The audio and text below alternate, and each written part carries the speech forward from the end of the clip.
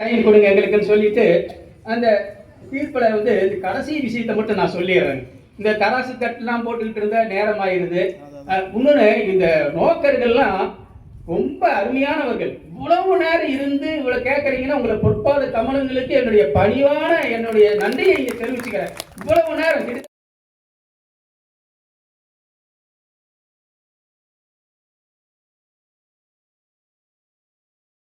அந்த அளவுக்கு இங்க பட்டிமன்றம் சிறப்பா போயிட்டு இருக்கு. இந்த தீர்ப்புன்னு சொல்லும் பொழுது இந்த தராசு தட்டு ரெண்டெல்லாம் போறதெல்லாம் விட்டுட்டேன். ஒரே ஒரு பாயிண்ட் இங்க ராமருக்கு வந்து கிருஷ்ணருக்கு ஒன்று போட்டுட்டு தீர்ப்பை சொல்லிடுறேன். அதாவதுங்க, இப்ப கிருஷ்ணர் ஒரு சபதம், நான் ஆயுதத்தை எடுக்க மாட்டேன் அப்படின்னு சொல்லி யுத்தத்துல ஒரு சபதம். பீஷ்மர் ஆயுதத்தை எடுக்க வைப்பேன் அப்படின்னு ஒரு சபதம் பண்றாரு பீஷ்மர். அந்த போர் நடக்கும் பொழுது அர்ஜுனனுடைய உயிருக்கு ஆபத்து வருது. அப்ப கிருஷ்ணர் என்ன பண்றாருன்னா சக்கரத்தை எடுத்தாரு கையில.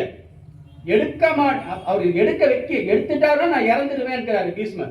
கிருஷ்ணர் வந்து பீஷ்மர் சக்கரத்தை எடுத்தா, ஆயுதத்தை எடுத்தா நான் உயிரை விட்டுருவேன். ஆனா கிருஷ்ணர் ஆயுதத்தை எடுத்துட்டாரு.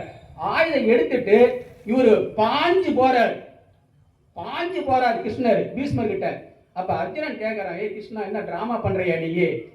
சக்கரத்தை எடுத்தியே, இங்கிருந்து இப்படியே விட்டேனாவே பீஷ்மரை முடிச்சிருக்கும். நீ என்னமோ நடிக்கிற போய் அப்படி பாஞ்சு விட்டு போய் இங்க போடுறையே, இது என்ன டிராமா? உடனே அப்ப கிருஷ்ணர் சொன்னாரு, நான் பகவானாக இருந்தாலும் பகவான் தோத்தா எனக்கு பரவாயில்ல, ஆனா என்னுடைய பாகவதன் தோற்க கூடாது, என்னுடைய பக்தன் தோற்க கூடாது அப்படின்னு சொன்னாரு. பாத்தீங்களா கிருஷ்ணர்? அது ஒரு கிருஷ்ணனுடைய பெரிய சிறப்பு. பக்தனை விட மாட்டார், பக்தன் தோற்க கூடாது அப்படி நினைப்பார். இதே இந்த பக்கம் ராமருக்கு நாம் வரலாம்.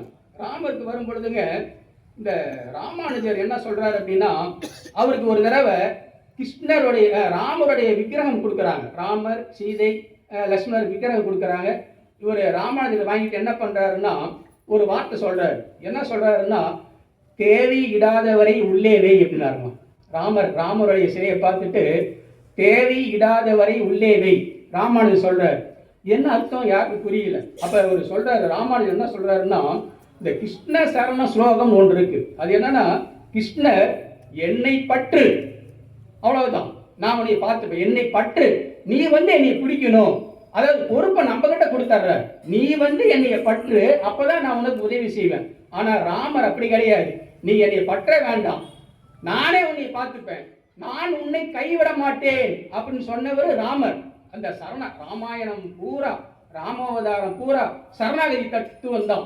இப்ப ரெண்டுமே சமமாயிடுச்சு. இதை வச்சுட்டு யாருன்னு இப்ப என்னால சொல்ல முடியாது, ராமரா கிருஷ்ணா சொல்ல முடியாது. இப்ப இறுதியா நான் ஆஞ்சநேயர் தான் வேண்டிக்கிட்டேன். அதுல துளசிதாசர் என்ன சொல்றாருன்னா, அந்த அனுமன் சாலிசா அப்படின்னு ஒண்ணு பாடுறாரு. அதுல சொல்றாரு, என்ன சொல்றாருன்னா, அனுமனை வணங்கினால் வேறு எந்த தெய்வத்தையும் வணங்க வேண்டாம் அப்படின்னு சொல்லிட்டு சொல்றாரு துளசிதாசர். அப்ப நமக்கு எந்த ஒரு கஷ்டம் வந்தாலும் அனுமனை தான் நினைக்கணும். இப்ப எனக்கு ராமர் சிறந்தவரா கிருஷ்ணர் சிறந்தவரா அப்படிங்கிறதுல எனக்கு பெரிய குழப்பத்துக்கு அனுமன் ஒரு தீர்வு சொன்னார். அது என்ன தீர்வு அப்படின்னா, இந்த மகாபாரத யுத்தத்துல கிருஷ்ணர் அர்ஜுனன் ஜெயிப்பதற்கு மூல காரணமாக இருந்தது அனுமன். இந்த ரெண்டு அவதாரத்திலையும் ஜெயிப்பதற்கு துணையா இருந்தது அனுமன். அந்த அனுமன் யார் அப்படின்னா, ராம பக்தன், ராம தொண்டன், ராம தூதன். அப்ப அனுமனே இந்த ரெண்டு அவதாரத்தில் இருந்தார் அப்படின்னா, இந்த தலைவருக்கு எவ்வளவு தொண்டனுக்கே, அதாவது ராமர் விஸ்வரூபம் எடுக்கலன்னு சொன்னாங்க, ராம விஸ்வரூபம் எடுக்க வேண்டிய அவசியமே இல்லை. ஏன்னா அனுமாரே விஸ்வரூபம் எடுக்கிறாரே, தொண்டனே விஸ்வரூபம் எடுத்தா தலைவன் நாம தெரிஞ்சுக்க வேண்டாமா? அப்ப இந்த அனுமன் ரெண்டு அவதாரத்திலையுமே இருந்த அனுமன் யார் அப்படின்னா, ராமனின் தொண்டன். ரெண்டாவது இடம், பொருள், ஏவல், இந்த எல்லாமே நம்ம இருக்குது. ராமர் கோயில், ராம நவமி, இந்த ராமர் கோயில்ல நமக்கு இடம் கொடுத்து நம்மளை பேச வச்சிருக்காங்கன்னு அவருக்கு எதிராக நம்ம தீர்ப்பு சொல்லவும் கூடாது. இந்த இடம், பொருள், இதுவும் ரொம்ப முக்கியம். இதையெல்லாம் கருத்தில் கொண்டு ரெண்டு பேரும் சமமாக இருந்தாலும் 0.1%, ஏன்னா ஒருவனுக்கு ஒருத்தி அப்படிங்கிற இந்த வாழ்க்கையின் தத்துவத்தை சொன்னதே ராமர் தான். அதனால ராமாவதாரமே ஒரு 0.1% சிறந்தது கிருஷ்ணாவதாரத்தை விட என்று சொல்லி தீர்ப்பு வழங்கி விடைபெறுகிறேன். நன்றி, வணக்கம்.